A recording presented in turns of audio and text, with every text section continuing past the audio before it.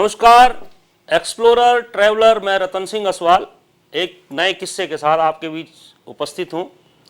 आज के जो किस्से के जो मुख्य पात्र हैं वो हैं बाबा जी।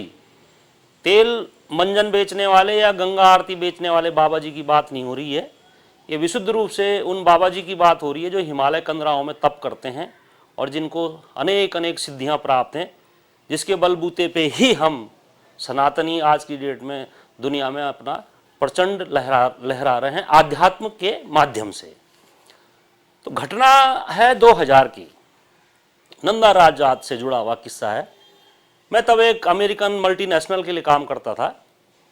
तो 2000 में नंदा राज जात होनी थी चमोली ज़िले में, और मेरे पिताजी ने बोला कि ये हमारी पारिवारिक परंपरा है कि जात में एक व्यक्ति जाता है परिवार से, यदि किसी कारणवश वो व्यक्ति नहीं जा पाता है, परिवार का कोई व्यक्ति, तो हमें अपना एक रिप्रेजेंटेटिव भेजना पड़ता है। अब चूंकि ये ट्रैकिंग से जुड़ा हुआ मामला था तो मेरा इंटरेस्ट था उसमें, तो मैं इस यात्रा में गया और मैंने ये यात्रा जो ज्वाइन करी थी, ये मैंने जो है घाट क्षेत्र से मैंने इसको घाट बोल रहा हूँ मैं, वाण मंदोली से मैंने इसको ज्वाइन किया था। यानी कि आखिरी के जो 10 दिन थे वो मैंने इसमें ज्वाइन किए थे। तो दूसरा पड़ाव हमारी यात्रा का जो था, जैसे कि मैंने बताया पहले कि मैंने आधे में से यात्रा ज्वाइन करी थी, तो मेरी यात्रा का जो पहला पड़ाव था वो लोहजंग था और दूसरा पड़ाव था वाण। तो वाण से जब हम दूसरे दिन निकले तो रण की धार एक स्थान पड़ता है, रण की धार एक जगह है। तो रण की धार में एक आवाज़ मेरे कानों में गूंजती है जो मेरा नाम लेके मुझे पुकार रही है कि और बेटा रतन कैसे हैं। तो मैंने पीछे देखा तो एक दरमियाना पुरुष कि जिनके बहुत साफ सुथरे कपड़े भी नहीं हैं, नंगे पांव, एक सफ़ेद रंग का झोला और बदन पे एक कुर्ता पैजामा जो था वही था, कोई जैकेट नहीं थी, कोई रेनकोट नहीं था, कोई कंबल नहीं थी, कुछ नहीं था। तो हमने भी अभिवादन किया कि सही यात्री हो सकते हैं या गांव के ही व्यक्ति हो सकते हैं, तो साथ में चलने लगे। रण की धार से जब नीचे उतरते हैं आप तो एक गदेरा आता है, गदेरे से फिर जो है चढ़ाई शुरू हो जाती है बेदनी बुग्याल के लिए। तो बाबा जी साथ में चलने लगे। तो उसके बाद उन्होंने मेरे सुपुत्र, जिनका कि मैं नामकरण करके गया था, प्रणेश सिंह जी का जिक्र किया कि आप उनका नामकरण करके आए हो, शिव जी की सेवा में जा रहे हो, तो आपने प्रणेश शिव जी का ही एक दूसरा नाम है। मेरी सुपुत्री का नाम लिया उन्होंने, मेरी धर्मपत्नी का नाम लिया उन्होंने। तो अब उनके साथ बातों के क्रम में हम चलते गए और हम जाके पहुंच गए बेदनी बुग्याल।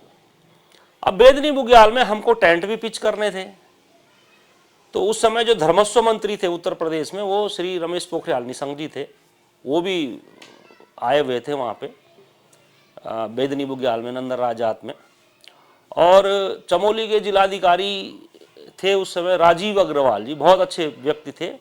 और कमिश्नर गढ़वाल के रूप में जो उस समय तत्कालीन जिलाधिकारी पौड़ी थे, प्रभात कुमार सारंगी, वो उस यात्रा, ये सारे लोग उस यात्रा को एक तरह से सुचारू बनाने के लिए लगे हुए थे।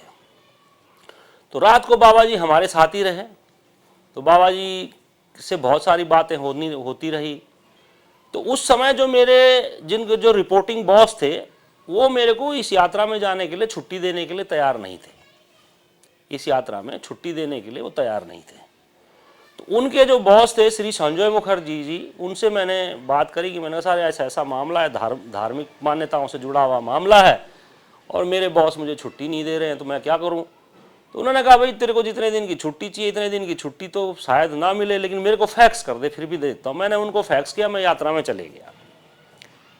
अब बाबा जी ने मेरे को एक किस्सा बताया कि देख तू तो माता जी की सेवा में आया हुआ है नंदा की, और तेरे पीछे तेरे खिलाफ तेरा जो बॉस है वो एक चक्रव्यूह रच रहा है कि तेरे को कैसे फंसाया जाए, लेकिन होगा कुछ नहीं। उस चक्रव्यूह में वही फंसेगा, तू नहीं फंसेगा। अब बात आई गई हो गई। अगले दिन सुबह सुबह बाबा जी भी अंतर्ध्यान हो गए, वो चले गए होंगे। तो एक कहावत है कि बाबा और सांप एक जगह में नहीं रुकते हैं।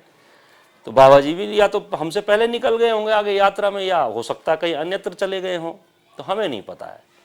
तो जब नंदा राजजात यात्रा समाप्त हुई, मैंने अपना ऑफिस ज्वाइन किया, तो मेरे लिए एक नोटिस पड़ा हुआ था, कारण बताओ नोटिस, कि आप बिना बताए इतने दिनों से कहाँ गायब हैं। तो हमने अपने सुपीरियर बॉस को कांटेक्ट किया, साहब हमने कहा हमको तो इस तरह का ये चिट्ठी पड़ी हुई है टेबल पे, क्या करना चाहिए। बोला ठीक है देखते हैं। उन्होंने कोई संतोषजनक उत्तर मेरे को नहीं दिया। तो ये झगड़ा बढ़ता गया और झगड़ा ये यहाँ तक बढ़ गया कि हमारा जो जोनल ऑफिस था लखनऊ, वहाँ तक चले गया और मीटिंगें वहाँ पे होने लगी। हमने कंपनी को अपना इस्तीफा प्रेषित कर दिया कि हमने कहा साहब आप हमसे इस्तीफा ले लीजिए, अब हम जो काम हो गया उसके विषय में तो कुछ हो नहीं सकता है, लेकिन अब यही है कि हम नौकरी छोड़ देते हैं। तो एनीवे एक बीच का रास्ता निकाला गया, हमने भी नौकरी नहीं छोड़ी और जो सज्जन थे उनकी जो ईगो थी वो भी मेरे ख्याल से उन्होंने शांत कर दी।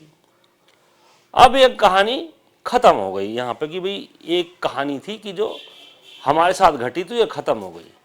अब इसके बाद क्या होता है कि 2013 में केदारनाथ आपदा आती है। 19 तारीख को हम कोशिश करते हैं कि हम भी केदार घाटी की तरफ जाएं, लेकिन पुलिस हमको श्रीनगर से आगे नहीं जाने देती है। सुरक्षा कारण रहे होंगे या कोई भी कारण हो सकता है, हमें नहीं पता है। तो एक आवाज फिर पीछे से आई, वही आवाज जो मेरे को 2000 में आई थी बाबा जी की। तो उन्होंने मेरे को आवाज दी, मेरे को कहा कि कहाँ जा रहा है। मैंने कहा जी मैं वहां जा रहा हूं। बोल तू क्या कर लेगा वहां जाके, जो मर गए हैं उनको जिंदा कर देगा और जो लापता है उनको खोज देगा, और जो लापता है उनको खोज भी देगा तो करेगा क्या। और पुलिस तो तुझे जाने नहीं दे रही है, मुझे भी नहीं जाने दे रही है, तो जा अपने घर जा आराम कर। और एक उन्होंने डायरी अपने जेब से निकाली, बोलता इसमें अपना फ़ोन नंबर लिख दे और अपने बच्चों के नाम लिख दे और जा अपने घर जा। तो उसके बाद जो है उनके साथ हम बैठे रहे वहाँ पे 1-1.5 घंटे श्रीनगर में ही। तो हमने गाड़ी उठाई, फिर क्या करें कहाँ जाए, तो हम अपने गांव चले गए मिर्चोड़ा। फिर गांव रहे हम 2-4 दिन। उसके बाद बाबा जी से फिर हमारा कोई संपर्क नहीं रहा। अब उसके बाद एक घटना और घटती है साहब 2014 में। तारीख है 27 मई सन 2014। एक फोन आता है 5:15-5:30 बजे के बीच में सुबह, यूके के नंबर से एक फोन आता है। पहली बार मैंने उठाया नहीं, मैंने सोचा कोई फॉल्स कॉल है। दूसरी बार में हमने उठाया फोन को, तो एक आवाज आती है कि हम बाबा जी बोल रहे हैं, जो जिम्मेवारी आपको दी जा रही है उसको निभाओ, बचो मत उस जिम्मेवारी से, और इसके बाद आपका जो रूटीन है या आपका जो जीवन है उसमें परिवर्तन होगा, इस जिम्मेवारी को आप निभाइए। और फोन कट गया। हमारे गढ़वाली में एक शब्द है सुध बुधिया करके ना, जो आधी नींद में और आधा उठा हुआ है, तो उसी तरह से था। तो फिर मैं सो गया। 7:30 पौने 8 बजे उस समय के विधानसभा अध्यक्ष गोविंद सिंह कुंजवाल जी का मेरे को फोन आया। क्या सवाल जी तैयार हो तो मैं आपके घर आ रहा हूँ। मैंने कहा सर मैं तो अभी उठा हूँ, मुझे समय दीजिए, मैं ही आपके घर आ जाता हूँ। तो आधा पौन घंटे में मैं फ्रेश होके उनके घर चले गया। तो वो उस समय तैयार होके लॉन में टहल रहे थे। मैंने भी उनको ज्वाइन किया। तो उन्होंने कहा यार सवाल जी एक दिक्कत आ गई है। मैंने कहा साहब क्या दिक्कत आई है। और दिक्कत ये आ गई कि हमने विधानसभा सत्र आहूत कर दिया गैरसैंण में, कि हम गैरसैंण में टेंटेड एकोमोडेशन में विधानसभा सत्र चलाएंगे, और ब्यूरोक्रेसी ने एक तरह से बोला हाथ खड़े कर दिए हैं कि व्यवस्थाएं नहीं हो पाएगी। अब चूंकि तुमको इस फील्ड का आइडिया है, आप घुमक्कड़ हो, घूमते फिरते रहते हो, अपनी टेंटेड कॉलोनी भी चलाते हो, तो आप इस काम को कर लीजिए, हमारी मदद कर दीजिए। मुख्यमंत्री जी भी चाहते हैं। हरीश रावत मुख्यमंत्री हुआ करते थे तब। तो मैंने कहा साहब देखिए कि 9-10 तारीख साहब का विधानसभा सत्र है, 10-12 दिन का समय है, मैं कहाँ कर पाऊँगा, मैंने बहुत मुश्किल है, नहीं हो पाएगा। उन्होंने कहा कि सोच लीजिए। हमने कहा ठीक है जी, सोच विचार करते हैं, बात करते हैं। हम अपने घर आ गए, नहाए धोए तैयार हुए। फिर ध्यान आया कि कोई एक फ़ोन पहले भी आया था इससे पहले। फिर उस फ़ोन पे संपर्क करने की कोशिश करी, घंटी गई, लेकिन वो फ़ोन उठा नहीं। फिर 1:30 बजे के लगभग गोविंद सिंह कुंजवाल जी का फिर फ़ोन आया मेरे को कि असवाल जी क्या सोचा आपने। मैंने कहा साहब सोचा कुछ नहीं है, ऐसे ही है। फिर मेरे को ध्यान आया कि एक फ़ोन आया था, उसका कुछ मकसद हो सकता है, फिर कांटेक्ट किया जाए उस नंबर से। फिर कांटेक्ट किया उस नंबर से, तो मैं वो फ़ोन उठा नहीं। फिर शाम को फिर गोविंद सिंह कुंजवाल जी ने मुझे अपने घर बुलाया और मैं तैयार हो गया उस काम को करने के लिए। और 2014 विधानसभा सत्र गैरसैंण का जो टेंटेड कॉलोनी में हुआ, आप मान सकते हो कि उस टेंटेड कॉलोनी का शिल्पकार मैं रतन सिंह असवाल था। मैंने वो कॉलोनी वहाँ पे बसाई थी। उदयपुर से मैंने टेंट मंगाए थे और जगह जगह से जोड़ा था मैंने उन सब चीज़ों को। इसके पीछे एक किस्सा और भी है जो हमारे चुने हुए जनप्रतिनिधियों से सीधे सीधे संवाद कराता है, लेकिन उसको मैं किसी और दिन इस बारे में जिक्र करूंगा। उसके बाद गैरसैंण विधानसभा सत्र हुआ, भावनात्मक सत्र था गैरसैंण विधानसभा का। अजय भट्ट नेता प्रतिपक्ष थे, लेकिन इतना ऐतिहासिक सत्र सिर्फ एक FL2 के लाइसेंस की भेंट चढ़ेगा ये हमने कभी सोचा नहीं था। विपक्ष ने कोई FL2 कोई लाइसेंस होता है उसको लेकर इतना हंगामा वहां पे काटा कि वो विधानसभा उस विधानसभा सत्र को एक तरह से मैं मतलब सक्सेस नहीं मानता हूं। हाँ, इतिहास में दर्ज जरूर हुआ हो कि विधानसभा सत्र गैरसैंण में हुआ, इस राज्य की भावनाओं का सम्मान हुआ, लेकिन उन भावनाओं को मूर्त रूप नहीं दिया जा सका जिस तरह से दिया जाना चाहिए था। लोगों से जुड़ा हुआ मुद्दा है पर्वतीय राज्य की राजधानी पर्वतीय क्षेत्र में होने की, लेकिन वो उस तरह से सक्सेस नहीं रहा उस तरह से जिस तरह से उसको होना चाहिए था। वहां पे अच्छे अच्छे बिल पास होने चाहिए थे, पर्वतीय डेवलपमेंट के बिल पास होने चाहिए थे, पर्वतीय स्वास्थ्य सेवाओं के बिल पास होने चाहिए, पर्वतीय शिक्षा के बिल पास होने चाहिए, पर्वतीय क्षेत्रों में रोजगार परक योजनाओं के बिल पास होने चाहिए थे, लेकिन वो सिर्फ एक FL2 की भेंट चढ़ा वो सत्र। तो एक सक्सेस स्टोरी थी, लेकिन सक्सेस स्टोरी का जो दूसरा पहलू था कि एक किसी मुद्दे को लेके उस पूरे सत्र को भटका दिया गया, उसका मलाल मुझे जरूर होता है। उसके बाद विधानसभा सत्र जितने दिन चलना था उतने दिन विधानसभा सत्र नहीं चला, क्योंकि हंगामा हो रहा था। हमारे जनप्रतिनिधियों की बहुत ज़्यादा मंशा नहीं थी शायद गैरसैंण में रुकने की, तो विधानसभा सत्र खत्म हुआ। एक तरह से आप कह सकते हो कि धूल उड़ाते हुए आए, धूल उड़ाते हुए चले गए।